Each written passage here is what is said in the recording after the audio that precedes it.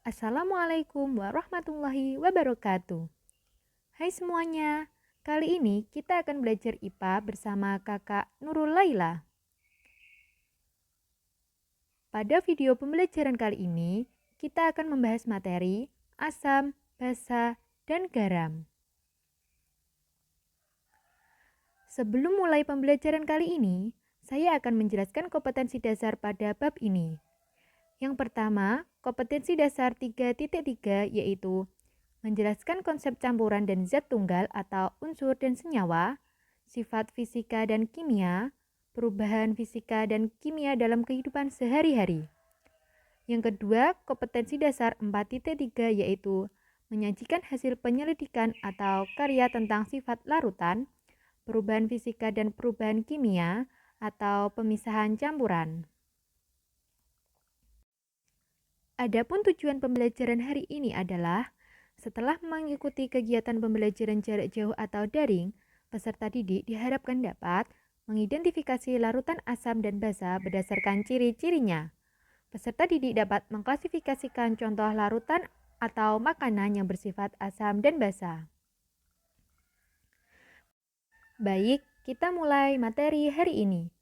Pada dasarnya, larutan yang kita kenal dalam kehidupan sehari-hari dapat kita kelompokkan menjadi larutan yang bersifat asam, basa, atau garam.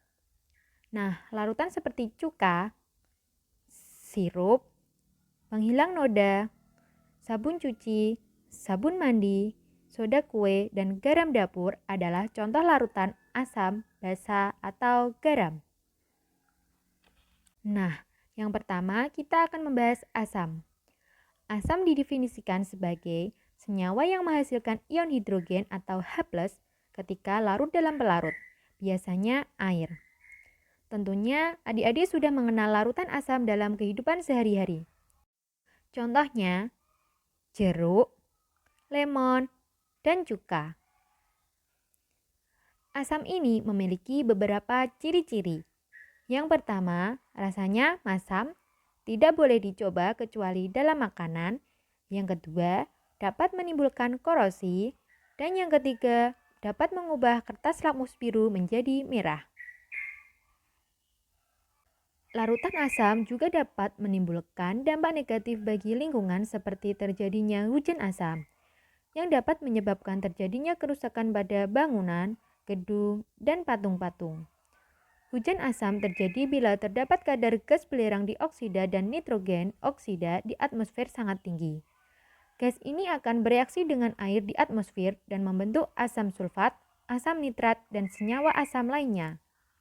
Nah, ketika terjadi hujan, air yang dihasilkan bersifat lebih asam dari keadaan normal. Air hujan inilah yang kita kenal dengan hujan asam. Selanjutnya, kita membahas larutan basa. Basa didefinisikan sebagai senyawa yang menghasilkan ion hidroksida atau OH- ketika larut dalam pelarut air. Contoh benda yang bersifat basa adalah sabun mandi, sabun cuci, dan masih banyak lagi yang lainnya. Basa memiliki ciri-ciri sebagai berikut. Pertama, mempunyai rasa agak pahit atau tidak boleh dicoba. Yang kedua, terasa licin di kulit. Yang ketiga, dapat mengubah kertas lakmus merah menjadi biru. Selanjutnya, netralisasi. Dalam kehidupan sehari-hari, larutan asam sering direaksikan dengan larutan basa untuk menghasilkan senyawa netral atau dikenal dengan reaksi netralisasi. Larutan basa akan menetralkan larutan asam yang membentuk air atau H2O. Selain membentuk H2O, pada reaksi netralisasi juga dihasilkan garam. Beberapa contoh penerapan reaksi netralisasi dalam kehidupan sehari-hari adalah untuk pengobatan penderita sakit MAH, di mana sakit MAH atau kondisi kadar asam lambung yang tinggi, maka obat MAH adalah senyawa yang bersifat basa. Kandungannya magnesium hidroksida atau aluminium hidroksida. Contoh lainnya adalah pengobatan akibat sengatan serangga, perlindungan terhadap kerusakan gigi, dan pengolahan tanah pertanian. Selanjutnya, kita akan membahas garam. Senyawa garam yang paling bisa kita kenal adalah garam dapur atau nama senyawa kimianya natrium klorida atau NaCl. Garam ini banyak digunakan dalam pengolahan makanan. Nah, bagaimana senyawa garam dapat terbentuk?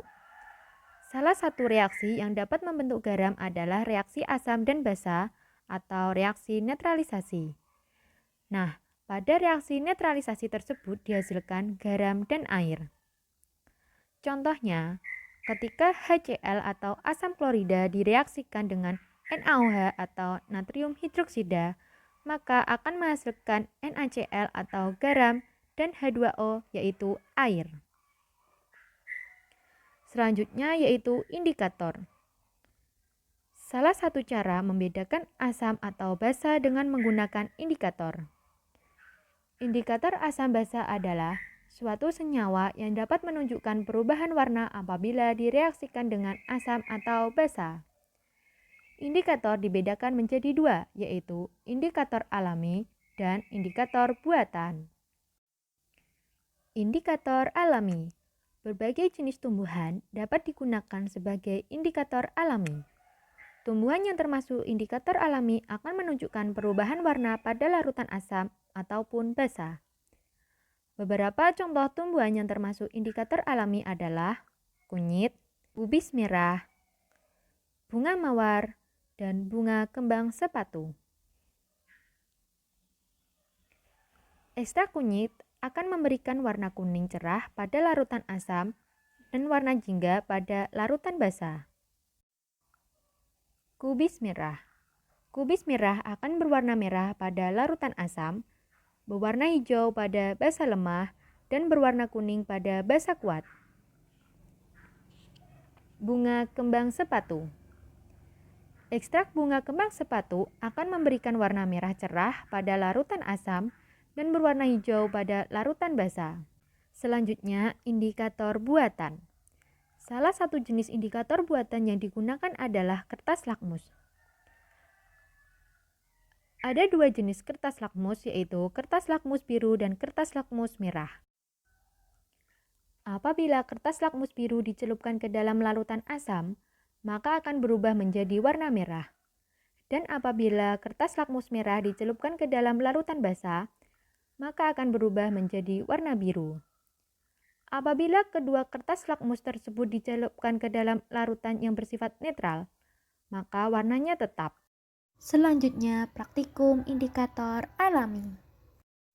Materi asam dan basa juga terdapat dalam Quran Surah Az-Zumar ayat 21 yang berbunyi, Alam tara annallaha anzala minas sama'i ma'an fasa'alakuh ya nabi'a fil ardi summa yuhriju bih zar'an muhtalifan alwanuh summa yahiju fatarahu musfaran summa yaj'aluh hutoma'a Inna fi dzalika ladzikra liulil albab. Yang artinya, apakah kamu tidak memperhatikan bahwa sesungguhnya Allah menurunkan air dari langit, maka diaturnya menjadi sumber-sumber air di bumi, kemudian ditumbuhkannya dengan air itu tanaman-tanaman yang bermacam-macam warnanya, lalu menjadi kering, lalu kemudian melihatnya kekuning-kuningan, kemudian dijadikannya hancur berderai-derai. Sesungguhnya pada yang demikian itu benar-benar terdapat pelajaran bagi orang-orang yang mempunyai akal. Dalam ayat di atas dijelaskan bahwa Allah menurunkan air hujan sebagai sumber kehidupan manusia. Kemudian dengan air yang turun dari langit dan muncul dari bumi itu, Allah tumbuhkan bermacam-macam tanaman, yaitu warna, bentuk, rasa, bau, dan manfaatnya yang beraneka ragam pula. Dengan keanekaragamannya itu, manusia yang memiliki akal dituntut untuk mengambil pelajaran yang terdapat di dalamnya. Tumbuhan-tumbuhan tersebut dapat dimanfaatkan untuk kelangsungan hidup manusia. Salah satu dari tumbuhan yang dapat dimanfaatkan yaitu kunyit. Hampir seluruh bagian tanaman kunyit ini dapat bermanfaat. Salah satu contoh yaitu pada penggunaan indikator asam dan basa.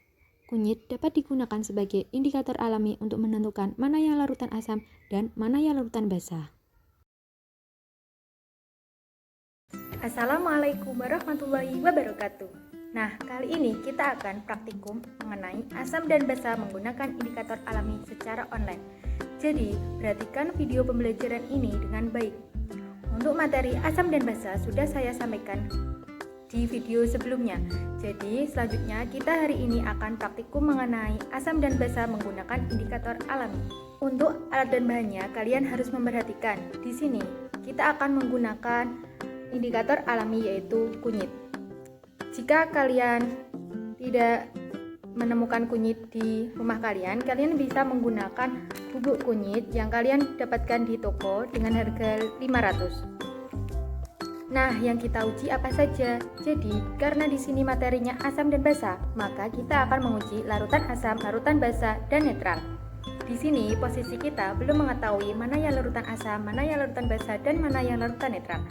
Makanya di sini kita harus mempraktekannya. Nah, bahan yang pertama yaitu gula.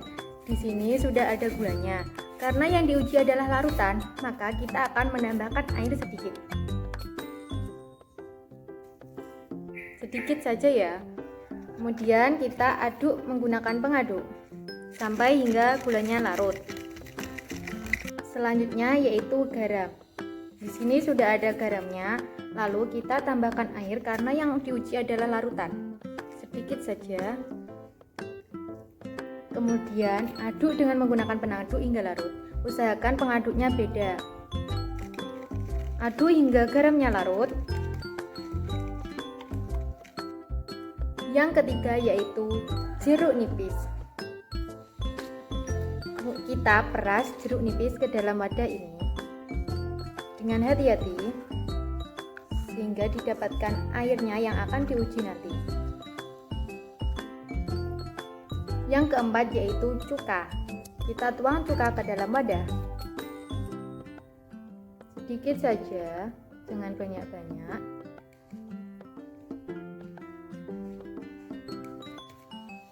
Selanjutnya yaitu ada sabun. Karena yang kita uji adalah larutannya, maka kita beri air sedikit. Setelah itu, aduk dengan menggunakan pengaduk yang lain.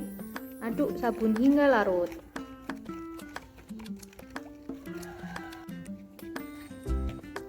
Selanjutnya yaitu ada air suling. Air suling ini kalian bisa dapatkan pada keran pancuran air di rumah. Air suling ini merupakan air biasa. Selanjutnya yaitu kita menyiapkan indikator alami yaitu kunyit. Yang pertama kita tuang bubuk kunyit ini ke dalam wadah. Kemudian kita tambahkan menggunakan air dan aduk hingga bubuk kunyit tersebut larut ke dalam air. Langkah pertama yaitu masukkan indikator kunyit ini ke dalam masing-masing larutan yang sudah disiapkan. Kita sarankan dalam memasukkan indikator kunyit ini kalian menggunakan pipet. Jadi di sini tidak ada pipet, maka saya menggunakan sedotan. Masukkan sedikit saja satu persatu,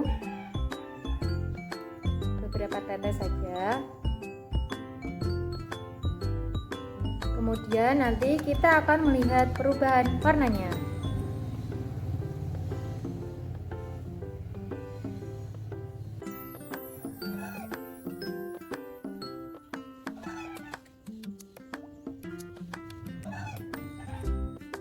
Oke, setelah semuanya kita masukkan ke dalam masing-masing larutan, kita bisa mengidentifikasi mana yang larutan asam, mana yang larutan basa, dan mana yang larutan netral. Oke, ada 3 gradasi warna dalam indikator kali ini. Yang pertama yaitu ada yang warnanya gelap, ada yang warnanya bening, dan juga ada yang warnanya kuning cerah. Oke, sekarang kita kelompokkan mana yang gelap, mana yang bening, dan mana yang cerah. Di sini yang gelap hanya pada larutan sabun, warnanya gelap keruh. Selanjutnya yang bening ada larutan garam, larutan air, dan larutan gula. Ketiga ini merupakan larutan yang berwarna bening. Dan ada juga larutan yang berwarna cerah seperti ini, beda ya sama yang ini. Yang cerah ada jeruk dan ada cuka. Oke, dari praktikum kali ini kita dapat menyimpulkan bahwa yang berwarna gelap adalah sabun. Air sabun ini merupakan larutan yang bersifat basa. Karena basa jika diberi indikator alami maka dia akan berubah menjadi keruh atau gelap. Yang kedua yaitu yang berwarna bening, yaitu larutan garam, gula, dan air. Larutan yang berwarna bening ini bersifat netral, yaitu tidak asam dan tidak basa. Netral ini memiliki pH 7. Untuk yang berwarna kuning cerah ini merupakan larutan asam, yaitu jeruk dan cuka. Larutan asam jika diberi indikator alami, maka dia akan berubah menjadi warna yang cerah. Untuk yang basa ini, semakin kuat warnanya, maka pH-nya juga semakin tinggi. Demikian praktikum kali ini, semoga dapat bermanfaat dan setelah melihat praktikum ini kalian bisa praktikumkan dengan indikator yang lain. Sekian dari saya, terima kasih. Wassalamualaikum warahmatullahi wabarakatuh. Jadi itulah tadi penjelasan larutan asam, basa, dan garam. Terima kasih telah menyaksikan video pembelajaran kali ini, semoga bermanfaat.